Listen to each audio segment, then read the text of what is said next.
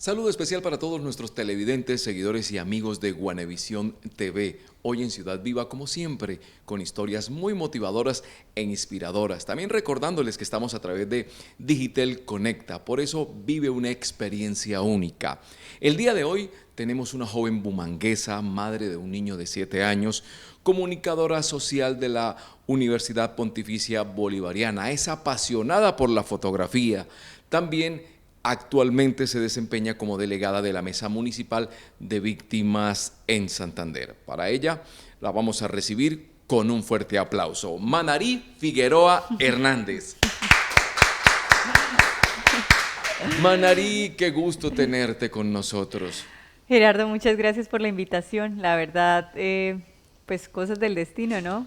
Nos hace estar acá. Sí, sin duda alguna. Suele darse esas situaciones interesantes. Yo a veces me pregunto yo o analizo, es un poco complejo entre comunicadores sostener a veces una charla porque como reza el dicho popular, en casa de herrero asadón de De palo. palo. ¿Será? No, la verdad, pues yo ejerzo el periodismo tal cual a rajatabla como usted también, pero pues el ejercicio social lo hace a uno también aprender de la técnica ineludible que es escuchar atentamente a las personas. Entonces, digamos que Sí, podemos hacerlo la base fundamental de la comunicación. total. Quisiera empezar esta charla, esta plática, hablando de su niñez, pero ¿por qué no hablamos inicialmente de esa vocación, de esa intención de poder ayudar a los demás? Uy, bueno, esa vocación nace de uno, pero pues también es heredada, ¿no? Heredada de mi mamá, completamente formada para estar al servicio de las comunidades desde muy pequeña. Y es algo que a uno pues debe gustarle en esencia, no solamente darlo como porque fuera o fuese como un requisito para hacer algo o llegar a algún destino, sino realmente que le nazca a uno y sentirse uno tranquilo y agradable por dentro cuando uno ayuda a las personas. Entonces, Total, o es la intención de no esperar nada a cambio, la sí. satisfacción del deber cumplido. Pues el esperar nada a cambio de la otra persona, ¿no? Sí, Porque sí, interiormente siempre cambia algo. en uno, Ajá, en uno. claro que sí. Y eso a veces pienso yo, a veces lo hablo mucho con mi esposa, el querer servir, el querer ayudar a otros, a veces genera un poco de inconvenientes y hasta problemas, Siempre está lleno uno de problemas. sin estarlos buscando. También, se los encuentra ahí mientras uno va caminando. Pero pues yo creo que son gajes del oficio también, ¿no? Uno tiene que aprender como a formar o a forjar ese carácter, de pronto recordando constantemente de cuál es el objetivo real de todo, ¿no? Si el objetivo es alcanzar alguna cima o algo, pues de pronto va a ser un poquito más complejo soportar muchas situaciones, pero si el objetivo al final es mirar a los ojos a las personas y ver que existe un mínimo de agradecimiento y que uno pues es parte del cambio positivo de las vidas de las personas, yo creería que con eso ya se llena uno el alma de fuerza. Total, total, hay gente que la verdad da tanto que no tiene nada, hablando materialmente. A veces se despoja de tanto, pero un día me dijo alguien, venga, yo veo que usted pide para otros, pero no pide para usted. No Le pido para digo, mí. esa es como una norma personal que obviamente nos impulsa siempre a servir a otros. Manarí, su niñez, ¿en dónde la vivió, en dónde la experimentó? Yo nazco en Bucaramanga, mi mamá es piedecuestana, y pues la situación como que económica en ese entonces no era tan fácil por acá. Mi abuelo vivía en ese entonces en San Rafael, y pues por cosas del destino, en ofertas laborales, aterrizamos en Arauca, Arauca. Y allí empiezo a vivir desde los 2 años hasta los 10 casi. Y entonces mi formación en preescolar y un poquito de la primaria fue en Arauca, en el llano. Y se enamoró del llano, me imagino. Yo bailo joropo desde los 2 Todavía. Y todavía de pronto por ahí se acuerda uno un poquito de algo. Sí, qué De bien, qué pronto bien. la fuerza que se utiliza para danzar ese arte pues es admirable. Entonces de pronto estaríamos un poquito sin físico para eso, pero el amor por la música llanera y por sus paisajes, por las sabanas, por los colores, por los animales, por todo, es algo que siempre llevo en el corazón. Sí, la niñez lo marca a uno mucho, esos lugares y esos entornos. Puede vivir hoy en día uno en tremendos lugares, pero siempre querrá volver a ese sitio donde experimentó algunas cosas. Y de manera puntual, una experiencia que marcó tu vida de manera significativa, de lo cual hoy vamos a hablar y vamos quizás a motivar a muchas personas, tanto mujeres como hombres, a que quizás puedan abrir su corazón y puedan expresar lo que tienen, hacer las acciones correctas y ayudar a otros. Sí. Pues puntualmente, a la edad de 5 años, mi mamá, pues mi familia, estábamos sumergidos en la guerra de este país, metidos en medio de una guerra que no vivimos, o bueno, que no pedimos vivir, y mm, nos, nos lastiman de alguna manera.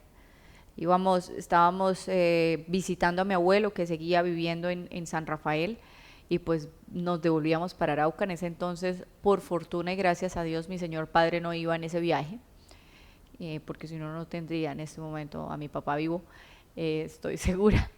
Pero pues en uno de los retenes ilegales que se hacía en el municipio de Saravena, pues nos increpan y nos piden que nos bajen, pues que nos bajemos, y pues sabíamos que era un retén militar ilegal y mi mamá estaba en estado de embarazo de mi hermano, que hoy en día tiene 28 años, y estaba embarazada y yo tenía 5. Los actores fueron un cabo y un soldado raso del Ejército Nacional, que en ese entonces pues estaban haciendo patrullaje porque en ese municipio estaba dominado por el paramilitarismo en ese entonces. Entonces, de un lado eran los paramilitares, por el otro lado eran el Ejército de Liberación Nacional ELN, y pues había presencia constante de las fuerzas militares en el sector, y pues era algo que acostumbrábamos a vivir, o sea, y a presenciar incluso. Lo que no esperamos nunca fue que la situación violenta se fuese a dar por parte de las Fuerzas Armadas colombianas, que fue lo que más nos marcó.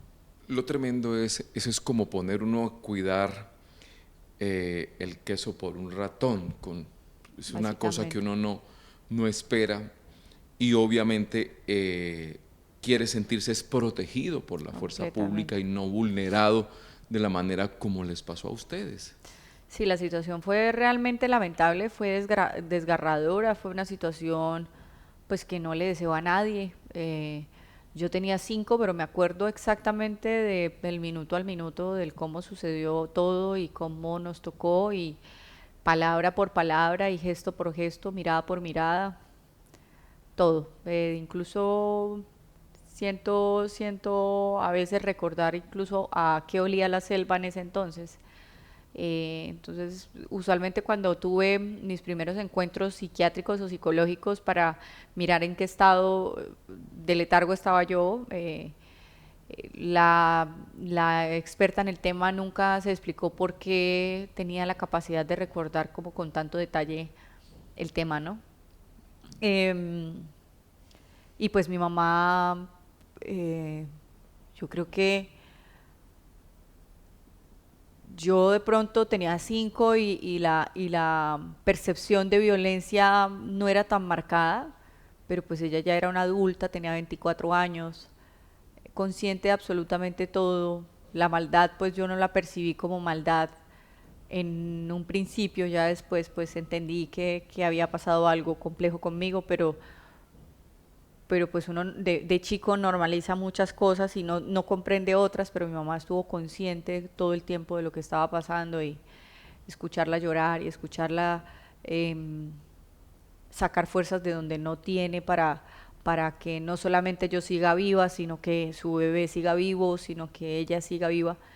Entonces es una situación que me lleva a decidir o a concluir que el ser humano más valioso en esta tierra y que más puedo admirar yo es mi mamá, ¿no? Sí, una heroína, sin duda Totalmente. alguna. Nos logramos quizás por un momento, no quiero decir que colocarnos en los zapatos porque creo que no es fácil.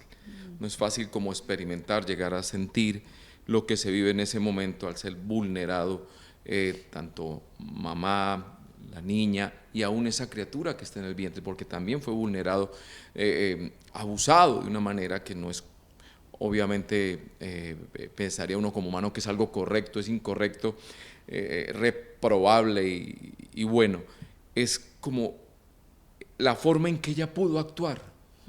Sí, las líneas En, son fuertes. claro, en cómo en esa angustia de tratar de proteger a esas dos criaturas. Sí. Es algo que como humanos no alcanzamos a entender. No, yo cada vez que, bueno, yo empiezo a preguntar en mi historia si lo que me había sucedido me lo había soñado o no, cerca de los 8 años, cuando salen libres estos sujetos, porque pues hubo un proceso de captura, hubo una denuncia inmediata, hubo una obligación del Estado hacia mi mamá, hacia mi señora madre de identificarlos de frente, hubo posteriormente una persecución, les dan 2 años de cárcel, 2 y 3 años de cárcel, algo así, y pues lo primero que hacen después de salir y ellos ser apartados del Ejército Nacional es amenazarnos, ¿no? Entonces, después de la agresión sexual y del impasse que tuvimos, salen ellos y pues de inmediato nos dan 48 horas para salir de la ciudad y somos desplazados, ¿no? Entonces, pero las líneas son líneas como si esto fuese una película de ciencia ficción, la verdad, algo supremamente desgarrador.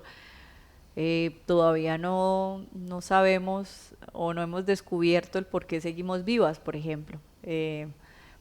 Posteriormente a esto, muchos años después, supimos que en la búsqueda por el esclarecimiento de la verdad o de la búsqueda de la verdad, cerca al sector incluso donde estuvimos, se encontró una fosa con cuerpos de mujeres que habían sido asesinadas por pues grupos armados al margen de la ley y demás, y era precisamente porque pues eran violadas y posteriormente asesinadas. A nosotras no nos asesinan y no sabemos por qué, pero pues una línea específica, y es que lo que sucede o lo que nos contaron es que estas personas estaban bajo los efectos de la droga y lo que quisieron fue divertirse, y para ellos nosotros éramos unas campesinas más. Nunca supieron quiénes éramos ni de dónde veníamos, si éramos de Arauca o no, entonces ellos nunca preguntaron nada, y pues era muy común que eso sucediera en este tipo de municipios. Cuando se dan cuenta, pues nosotros ya llegamos lejos y pues somos de otro sector, no somos parte del campesinado. Usted, siendo vecino de la otra persona, pues no se atreve a denunciar una situación como esta, si pues nosotras no vivíamos ahí, entonces no lo esperaban. Entonces digamos que fue, Dios le puso las palabras precisas, los pausas precisas y el momento preciso para que nosotras pudiéramos salir de allí con vida. Sí, porque si no, el desenlace de esto no hubiese sido el que hoy estamos presenciando, ¿no? Sino que más bien hubiese todo quedado así, como muchas cosas que quedan en nuestro país. Claro. ¿Cuántas personas no estuvieron y ni han estado para contarlo? Claro. Me imagino que has atendido a muchas personas en esa condición. Pues la instrumentalización del cuerpo de la mujer para generar indignación o llevarle un mensaje al contrario de que tiene dominio sobre su pueblo, es un ejercicio de lesa humanidad muy comúnmente utilizado por los actores armados, ¿no? Y no está exento a ningún lado, ningún bando de la guerra. Lastimosamente, pues estas situaciones se presentaron y se siguen presentando, eh, pero digamos que en nuestra posición nosotros tuvimos este impasse, pues, pero pues en algunas situaciones o en algunos escenarios la situación es muchísimo más desgarradora, que viene siendo no solamente bájense, acompáñenme, nos divertimos un poco, las uso porque no, usted es tan linda que parece guerrillera, las guerrilleras son así de lindas, que era lo que le decía a mi mamá es ojizarca, trigueña, como que su corporalidad es más bien como indígena, entonces digamos que esto los llevó a entender que no valía nada, ¿no? Pues en otras situaciones más allá de esto, pues hay actores que ingresan a las casas de manera violenta, asesinan a los padres, a los hijos, a los menores, las mujeres las violan y posteriormente las asesinan. Entonces ya entramos en una situación muchísimo más desgarradora, en donde se menciona la palabra tan fuerte como puede ser una masacre. Y esto también es otro mensaje, es otra manera de llamar la atención y otra manera de decir, aquí estoy, domino yo y esto es lo que voy a hacer con el pueblo que no me haga caso. Entonces digamos que esta situación y la situación que nos sucedió son situaciones muy comunes que se vivieron en el marco del conflicto armado en Colombia y sí, he tenido la posibilidad de escuchar todas las historias que tú te puedas imaginar con respecto a eso.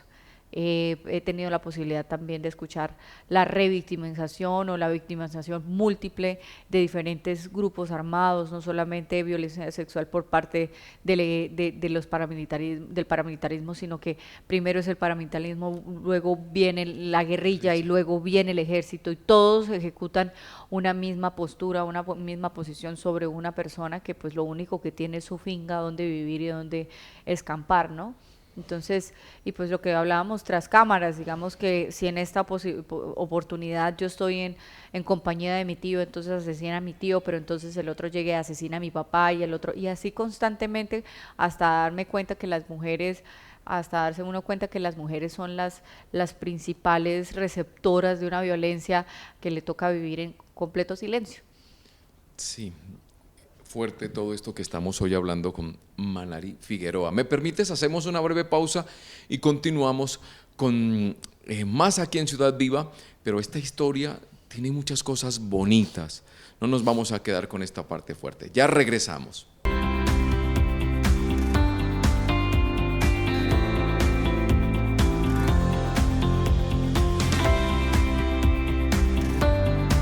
Digitel conecta. Fibra óptica directa a tu hogar con internet simétrico de alta velocidad y la mejor televisión con más de 120 canales digitales.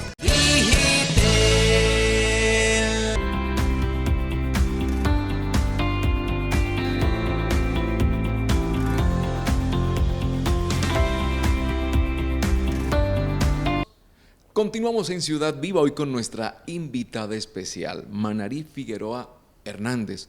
Nos ha contado parte de su historia, pero esta historia tiene un giro interesante. Manary, tras vivir todo este trauma, ¿en qué momento tomas la decisión con el dolor? Doble, triple dolor, de decir, de esta me levanto, avanzo, porque en el comienzo nos dijiste que recuerdas, pero una cosa es recordar a poder quizás quedarse con el dolor. Las dos opciones, o me quedo llorando o me levanto. Bueno, pues el arte hizo mucho, ¿no? Pertenecí al grupo de Nueva Imagen Cultural de Bellas Artes desde que llegué a Piedecuesta a los 8 o 9 años, como hasta mis 16 tal vez, con Reinaldo Cristancho. Mi mamá también perteneció a su grupo de teatro, entonces digamos que entré como en un proceso de reencuentro conmigo misma para saber para qué era buena, ¿no? Porque yo pues dejo el habla, se me dificultaba mucho leer, entonces yo dejé mucho tiempo de hablar, de expresarme, fisiológicamente pues estaba muy mal, entonces digamos que todas esas cosas debíamos manejarla de otra manera muchísimo más saludable para mí, que fuese el medicamento psiquiátrico, ¿no? Entonces, digamos que hoy en día esa es la primera opción, medicar a los niños, porque los niños sufren de ansiedad, sufren de depresión. Pues yo era una niña diferente, pero realmente mi mamá se rehusaba dentro de todo su dolor, que ella pues también pues cruzaba su vía crucis sola mientras me terminaba de criar y pues entro yo al arte. Y posteriormente me doy cuenta que tenía que ya mirar qué iba a estudiar, a qué me iba a dedicar en la vida. Entonces, primero me iba a dedicar a la literatura, después quise ser escritora, después quise ser actriz profesional. Pero y todo va por después... el mismo. Todas esas cosas las reúne la comunicación. Al final resulté estudiando comunicación social y periodismo en la Universidad Pontificia Bolivariana. Allí se me despierta una pasión impresionante por escribir, por locutar, por ser fotógrafa. Tienes bonita voz. Pues digamos que mi formación como tal, como periodista, inició en Caracol Radio en Bogotá con Darío Arizmendi en ese entonces.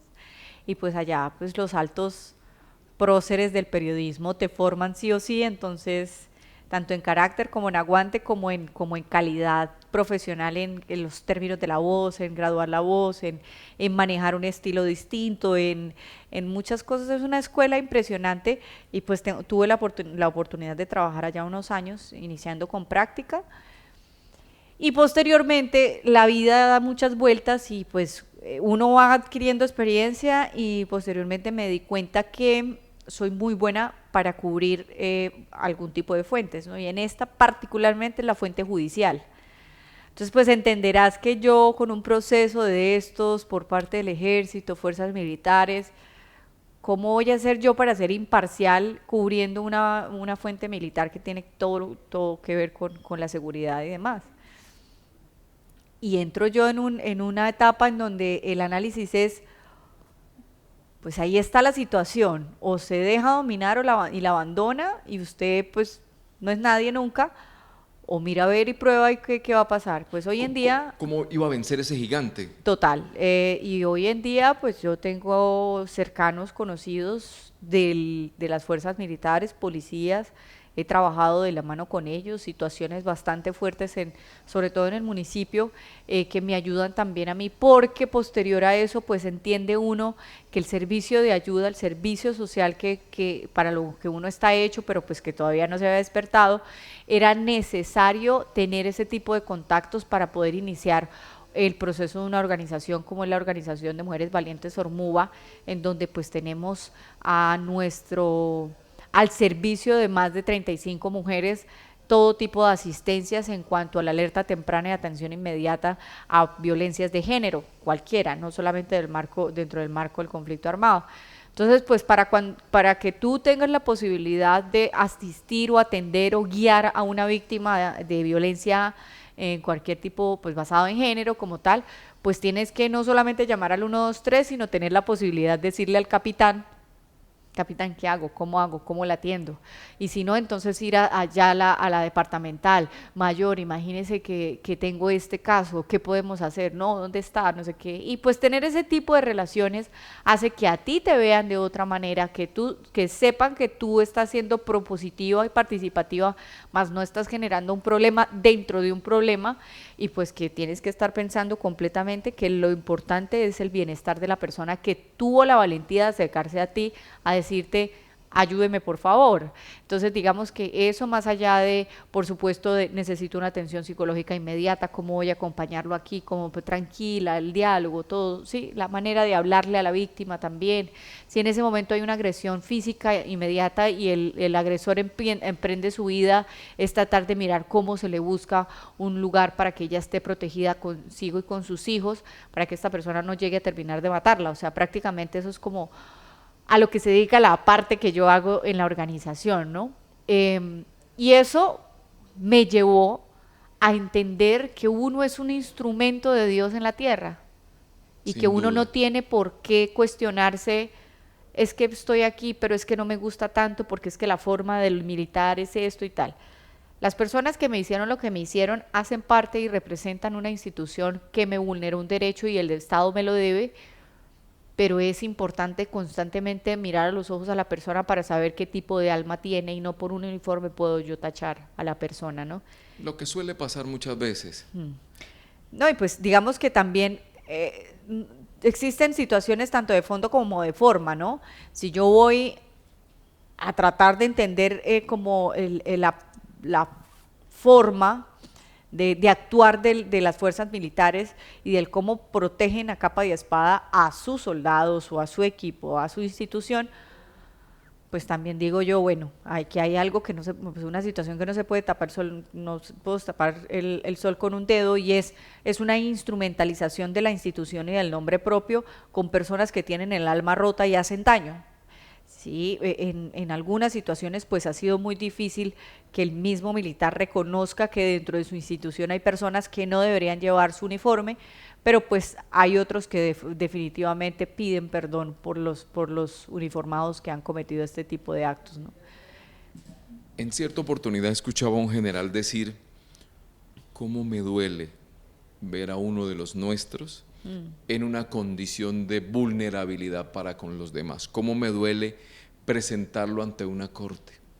Decía él, es muy duro, pero quizás ese que es presentado quizás no imaginó también el dolor de una mamá, un papá, unos hijos. Manarí, ¿cómo fue ese trato después de haber quizás experimentado limitaciones? No. Porque te cortaron las alas, porque psicológica, biológicamente, emocionalmente hubo limitación, afectación. Esa relación para con el sexo opuesto. Bueno,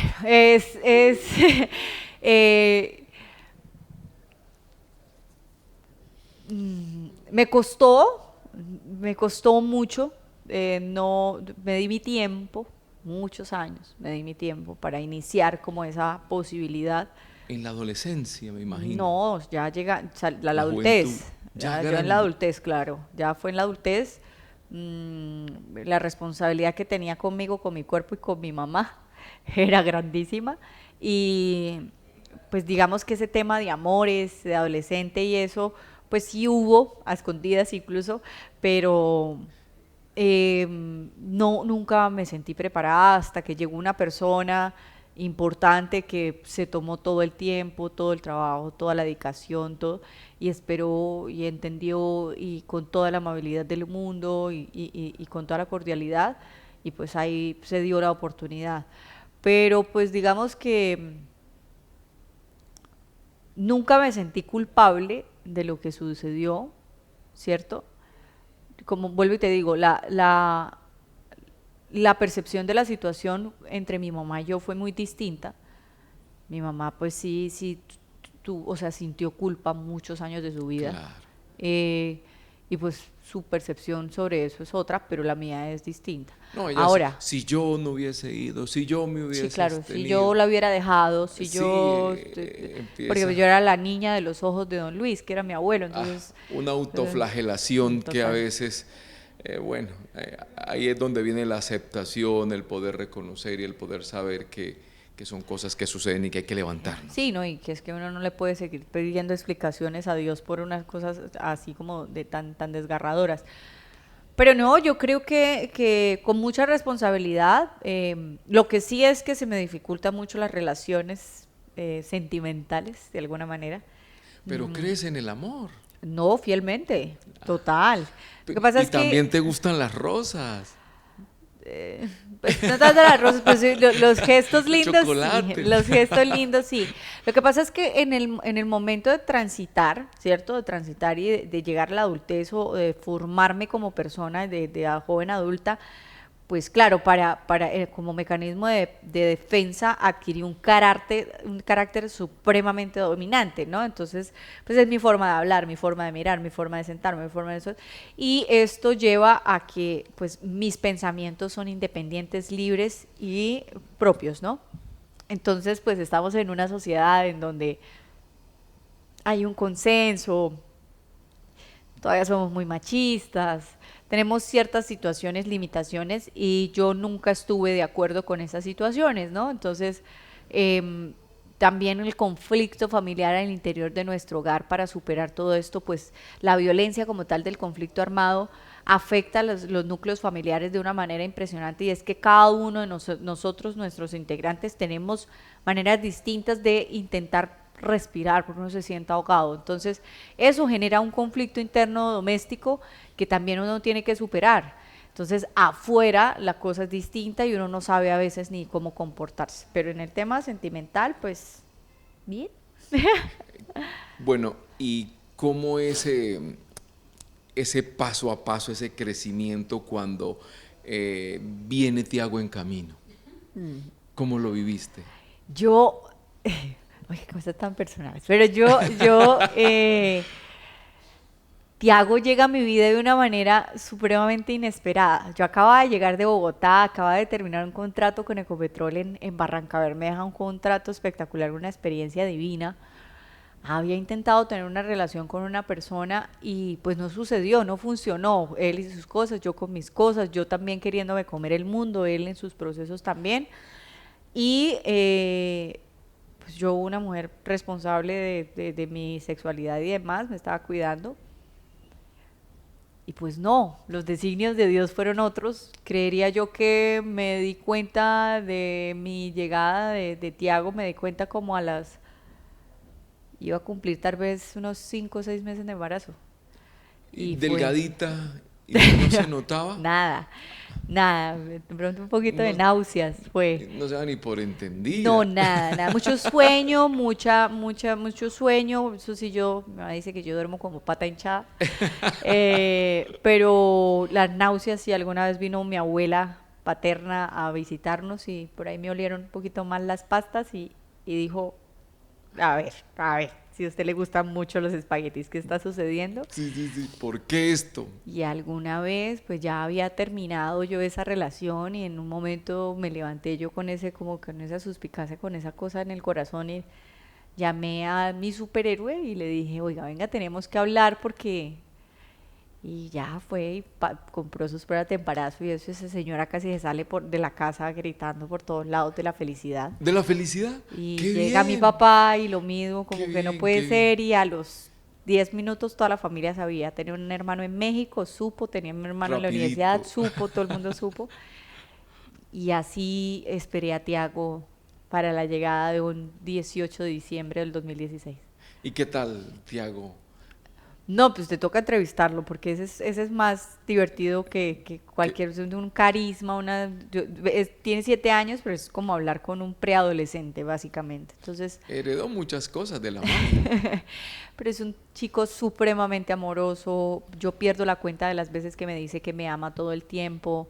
Mami, te amo, estoy muy orgulloso de ti, me encanta y gracias por trabajar tanto por mi bienestar. Literalmente la palabra bienestar entra en la oración, no lo estoy inventando. Un chico muy cariñoso, amoroso, entendido. Brillante. Muy, muy brillante, muy brillante. Entonces, pues digamos que si algo he hecho bien en la vida es ser mamá. ¿Cómo ha sido esa experiencia? Porque para poderlo hablar con tanta propiedad es porque ya lo experimentaste. Sí. El perdón. De muchas maneras. El perdón. Lo que pasa es que cuando uno no perdona, y yo lo entendí hace muchísimo tiempo, cuando tú tienes rencor en tu corazón, el corazón que se lastima es el de uno, no el de la otra persona. La otra persona a veces ni siquiera se da por enterado de que tú tienes un sentimiento negativo sobre él. Entonces, si tú no puedes controlar las decisiones de la otra persona, lo único que puedes hacer es cambiar tu vida para que no te siga sucediendo. Pero si tú no trabajas en ese duelo que tienes por dentro, te vas a volver nada y cuando vuelvas a reaccionar ya te vas a dar cuenta que tienes 80 años y duraste toda la vida sintiendo cosas que no son nada lindas por dentro, ¿sí? Y la otra persona feliz. O ni por enterada, o sea, él viviendo su vida como pues uno debería estarlo haciendo, ¿no? Entonces, para mí perdonar es un ejercicio divino, es un designio de Dios incluso, es una orden que te da el alma para poder madurar y avanzar mucho más en la vida. Ahora, yo perdono, pero yo no dejo que se repitan las cosas, ¿sí me vamos a entender? Hace parte del aprendizaje o del proceso. Si tú me hiciste daño, está bien, yo lo acepto. Si tengo que perdonar algo de tu parte, bien. Si me tengo que perdonar a mí misma por haber permitido que eso sucediera, también tengo que hacerlo, pero yo contigo no me vuelvo a sentar a hacer absolutamente nada, pues porque pues ni pingo que fuera, o sea, digamos que pues, ya hace parte como del sentido común, ¿no? Del tú verás y te vuelves a dejar Claro, agredir. Hubo perdón, pero eso no quiere decir que tuviésemos una relación afable, porque No, sí, todo no, hasta ahí. Hoy, ¿Manary es feliz? Digo, ya lo decidí hace tantos años. Manary está en un trabajo constante de reivindicación con lo que realmente puede llegar a ser felicidad. Estoy buscando espacios para volver a encontrarme a mí misma, teniendo un equipo de trabajo importante para lograr cosas muy bellas. Estoy tratando de encontrar la explicación a muchas situaciones bastante violentas que usualmente acontecen a raíz del trabajo social que hago. Estoy tratando también de hacerle una pausa a tanta ayuda, a tanta devoción porque la gente esté bien, pero para que eso suceda tengo que estar bien yo misma. Total. Por dentro. Entonces pues estamos en eso, encabezados como en eso. Manary, gracias por estar con nosotros y una reflexión breve para aquellas personas que de una u otra forma, por alguna situación en la vida, cosas tan sencillas que se le han vulnerado en su vida como cosas complejas, que de pronto se sienten encerrados, encerradas y están diciendo, ¿qué hago? ¿Qué hago? ¿O me voy a llevar esto a la tumba? El derecho a un trabajo digno, sí. Lo primero que tengo que decir es que en la única persona en la que uno puede confiar es en sí misma. Y me perdonará, pero por ejemplo, en mi caso, para mi aprendizaje de vida es nunca jamás volver a confiar en un político, por ejemplo. El ejercicio periodístico tiene ese problema como del periodismo muy mal pago, por ejemplo. Entonces yo decidí dedicarme al sentido social para no seguir esperando de un político que te da el abrazo o la palmada en el hombro y decir cuente con eso, y después pues no recibir una sola llamada después de que pues te la recibió en campaña, ¿no? Digamos, esa sería una parte. Entonces dentro de sus hogares, como no esperar a que el político llegue a su casa a la ayuda, o a la persona que dice tener buenas intenciones contigo y resulta que lo que necesita es de ti para una situación puntual, y cuando tú le des esa situación puntual pues ya se va a desaparecer. Pero mi mensaje, más allá como del no esperar más de lo que tú puedes dar, es: si tú no tienes la capacidad de ayudar a alguien, en este caso, primero tienes que ayudarte a ti mismo y sentarte en la cama, mirarte al espejo y darte cuenta que la versión que en ese momento tú percibes que tienes de ti, hay otras personas afuera que la tienen completamente distinta, y la mayoría de las cosas van a ser positivas, ¿sí? Cada vez que uno se siente ahogado, lo primero que tiene que hacer uno es levantar la mano con la persona que uno piense que es buena para escuchar. Si tengo conflicto con mi mamá, con mi papá, con mis hermanos, pues ellos no son, pero sí va a haber una vecina, una amiga, alguien ahí cerquita que le gusta como escuchar, para que uno se sienta un poquito más desahogado. Y siempre, siempre, siempre saber que lo que está pasando en este momento es momentáneo, y que más adelante, más allá, al otro día incluso, uno respirando un poco, se va a sentir un poco mejor y la percepción de la vida va a cambiar muchísimo más. Manary, muchas gracias por estar con nosotros aquí en Ciudad Viva. Gracias a ustedes, hace mucho tiempo no venía por acá. Qué chévere que el programa esté teniendo pues esos espacios tan bellos como ahorita. Agradecerte a ti, Gerardo, por tener la disponibilidad, la disposición y pues ese gesto tan lindo de haberme escuchado. Y pues a los televidentes, muchísimas gracias por escuchar esta historia un poquito densa, pero espero que les ayude en algo en sus casas. Claro que sí, ha sido un honor compartir esta historia tan maravillosa. Les invito, televidentes y seguidores, para que la compartan con muchas personas que sé que en algo les va a ayudar. Cree, confía en ti mismo y avanza, es lo que puedo reflexionar en este momento al escuchar a Manary Figueroa Hernández hoy aquí en Ciudad Viva. Soy Gerardo Murillo, un abrazo fuerte para todos, bendiciones, hasta pronto.